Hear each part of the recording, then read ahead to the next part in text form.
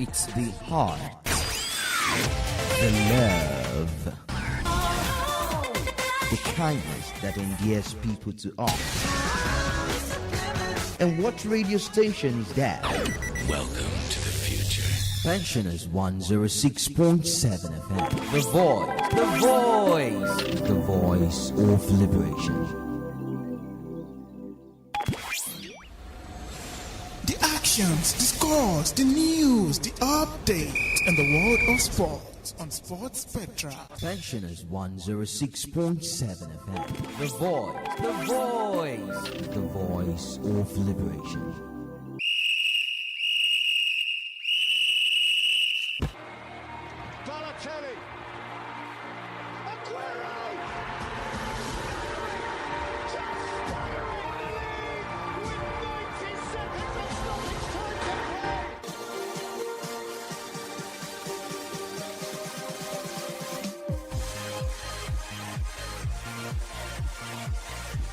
"59 years on from the first Ballon d'Or award, at a time when many complain that the global game is becoming asphyxiated by systems, technology, and teams that cancel each other out. Two street-style footballers, Ousmane Dembele and Lamine Yamal, too many whose body language lies to defenders, whose attacking anarchy makes fans feel volcanic joy and excitement, have dominated the voting and fought out a thrilling battle to be named the world's best player. The fact that Dembele led his team, Paris Saint-Germain, to their first treble by finally making them European champions meant to peep the teenage Catalan genius, who now becomes by 2 full years ahead of Ronaldo Nazario, Leo Messi, and Gianni Rivera, who were all 20, the youngest ever to reach the Ballon d'Or podium. Dembele, 28, scored 35 goals and 53 appearances in all competitions for treble winners PSG, who also won Ligue 1 and the Coupe de France, in addition to their first ever Champions League trophy. Dembele became the 6th Frenchman to win it after Raymond Kopa, Michel Platini, Jean-Pierre Papin, Zinedine Zidane, and Karim Benzema. Congratulations to Dembele and other winners at the Ballon d'Or award ceremony yesterday. Welcome to Sports Spectra this morning on Pensioners 106.7 FM at Barigo Onireke Ibadan, the voice of liberation and the first labor radio in the universe. I am EEDRIS ABIOLA. So we kick off this morning by telling you that Nigeria finished 27th on the medals table at the World Athletics Championships in Tokyo, Japan, ended the competition with 1 silver medal. The country's sole medal came from Tobi Amushon, who won silver in the women's 100 meters hurdles to continue her consistency as Nigeria's most reliable international performer. Ezekiel Nathaniel broke his own national record in the men's 400 meters hurdles by clocking 47.11 seconds to finish 4th. It was a dramatic race that initially promoted him to 3rd after the disqualification of Ray Benjamin, the eventual winner of the race. Koinsola Ajayi, another Nigerian, added to the positives by reaching the men's 100 meters final, where he placed 6th. Udodi Owuzuruke advanced to the men's 200 meters semi-final, while Chukwe Bukainekwechi impressed with a 5th place finish in the men's long jump. Other members of the 15-athlete delegation fell short of progressing beyond the early stages. In fact, Nigeria's single silver placed it in joint 27th position alongside 12 other countries, including Algeria, Greece, Ireland, Morocco, and Poland. The United States of America dominated the standings with 16 goals and 26 medals overall, while Kenya, Canada, and the Netherlands, as well as Botswana, rounded out the top 5. And World Athletics President Sebastian Coe has described Tokyo 2025 as a championships for the ages. So taking it back to the Nigeria Premier Football League, where Katsina United yesterday defeated Wiki Tories by a score of 1-0 in their MPFL match day 5 yesterday at the Muhammadu Diko Stadium. The lone goal for Katsina United was scored by midfielder Usman Barau in the 79th minute, and that result marked the end of match day 5 in the MPFL 2025-2026 season. Looking forward to the weekend, where we will see a couple of games being played. But in the meantime, the Ogun State Football Association has confirmed that Kwara United will host their CAF Confed Cup return leg against Ghanaian giant Asante Kosoko at the MK ABIOLA Stadium in Abeokuta this Sunday. The Ogun FA chairman and Nigeria Football Federation executive board member Chief Ganiyu Majakodumi made this disclosure in an interview with newsmen at MQ ABIOLA Sports Arena in Abeokuta. Majakodumi clarified that Abeokuta had been chosen. He explained that the state's flagship stadium was now hosting top-level matches, including continental fixtures, and he said confirmation had been reached for Kwara's clash with Kotoku to be staged there. Speculation had mounted in recent days over the venue of the Harmony Boys second leg tie after doubt persisted regarding the readiness of the Rashidi Yekini Stadium in Ilorin. But the decision comes after Kwara began their 2025-26 Comfort Cup campaign with a dramatic 4-3 defeat in Kumasi, Ghana last weekend. So Kwara United, winners of the 2025 Federation Cup, are seeking to progress to the next qualification phase of the competition, where Morocco's Wydad Casablanca awaits them. So to boxing quickly, two-time heavyweight champion Anthony Joshua has revealed that former heavyweight champion Vladimir Klitschko remains the hardest puncher he has ever faced in the ring. The Nigerian-British boxer said his toughest opponent in terms of punching power is Klitschko, whom he defeated in the dramatic world title bout at Wembley in 2017. He was speaking recently in an interview. Joshua said Klitschko's shots carried a unique level of danger. Joshua, who captured the IBF title in 2016 after stopping Charles Martin, went on to unify the heavyweight division before suffering a shock loss to Andy Ruiz in 2019. He hasn't fought since December 2024, where he was knocked out by Daniel Dubois, later undergoing elbow surgery during the summer. So Joshua's next steps remain uncertain, but his promoter Eddie Hearn has suggested a combat fight is being planned for early next year, with long-term ambitions centered on a showdown with Tyson Fury.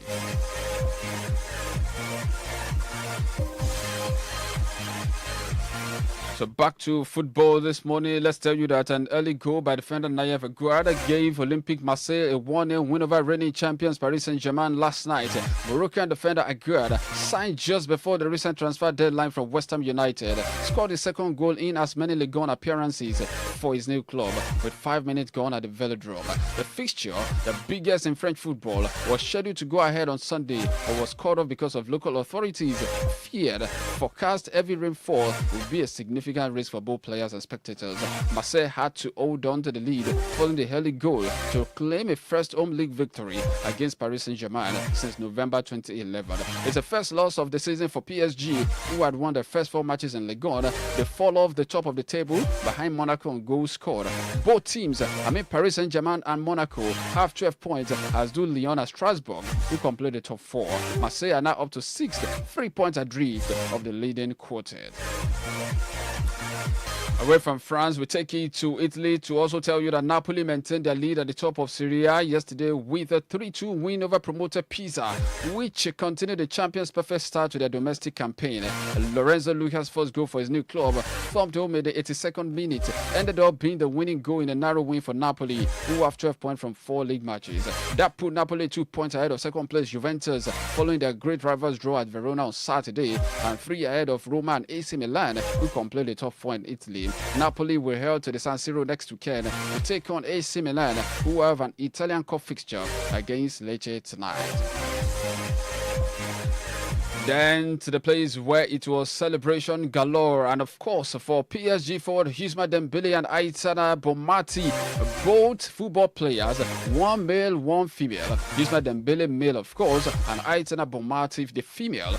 Both of them were crowned the best men's and women's player in the world at the 2025 Ballon d'Or ceremony in Paris. Dembele, the Paris Saint-Germain and France forward, took the men's prize after leading his club to a treble-winning season and their first Champions League success. Barcelona's Lamine Yamal was runner-up after being voted the best young player.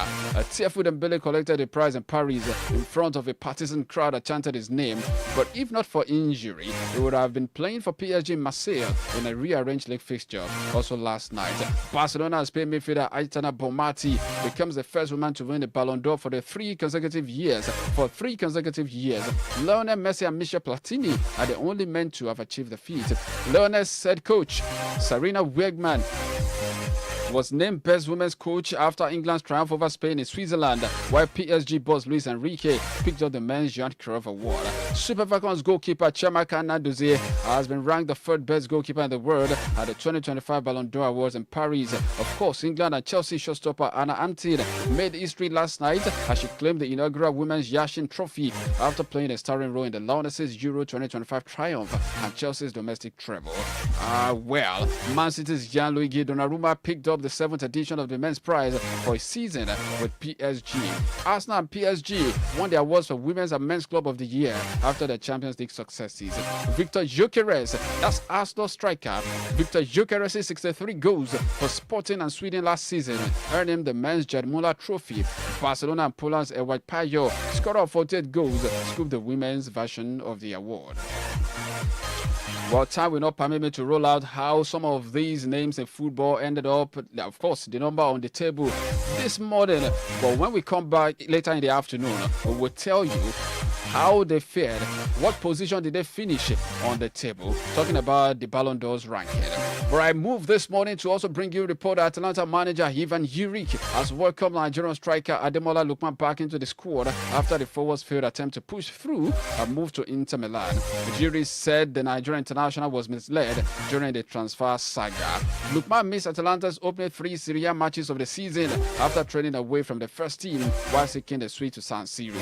But the Bergamo club stood firm, refusing to strengthen a domestic rival, and the 27-year-old Lookman was eventually reintegrated ahead of Sunday's 3-0 win at Torino. Super Eagles striker Victor Osimhen has returned to full-team training with Galatasaray after recovering from the ankle injury sustained on international duty 2 weeks ago. And according to a report from Turkey, Osimhen participated in some of the training deals with his teammates and did some personal work during Sunday's session. So, his return to training is a positive sign as Galatasaray prepare for upcoming fixtures, with the club previously eyeing a 30th of September return for their Champions League clash against Liverpool. At the meantime, West Ham head coach Graham Potter took training as usual yesterday with the club's board still to decide whether to replace the Englishman at the London Stadium. We understand that there is an understanding that the underlying issues at West Ham cannot be fixed in 9 months or just one transfer window. So if West Ham do replace Potter now, the new head coach's first 2 games will be tough looking away trips at Everton and Arsenal. But we are looking at some men, maybe Nuno Espirito Santo and 2 other unnamed managers as potential replacement for Potter should they leave the club. As we wind down this morning, let's also bring you this that Noni Madueke is now being assessed after injuring his knee in Arsenal's 1-0 draw with Manchester City. Recall that the winger was withdrawn for Bukayo Saka at halftime of Sunday's game at the Emirates Stadium. Let's see how he fares, because Arteta himself, that's the Arsenal manager, will be speaking to the media when he hosts his press conference today for Carabao Cup tie against Port Vale tomorrow. Arsenal will resume the Premier League campaign away to Newcastle on Sunday. Talking about the Carabao Cup, definitely games will be played today. Lincoln against Chelsea by 7:45 p.m. Wolves will face Everton at the same time. Fulham against Cambridge United. Barnsley against Brighton. Liverpool will host Southampton at Anfield by 8 p.m. while Man City will be away at Huddersfield by 7:45. Port Vale will host Arsenal tomorrow by 8 p.m. The 3rd round of the Carabao Cup in England. Quickly and lastly this morning, Chelsea manager Enzo Maresca is hopeful forward Cole Palmer will not require surgery on a groin injury, which forced him off in the first half of Chelsea's 2-1 Premier League defeat against Manchester United. But maybe we touch on these this afternoon. Vinicius Junior's future at Real Madrid is still in doubt. Rumors said that he could look for a transfer away to leave as a free agent in 2027. Okay, I've got to go. Thank you so much for being part of the show. Very many thanks to my producer, Babatunde Tiameyu. I am Idris Abela. Good morning. Enjoy the rest of your day. Bye-bye.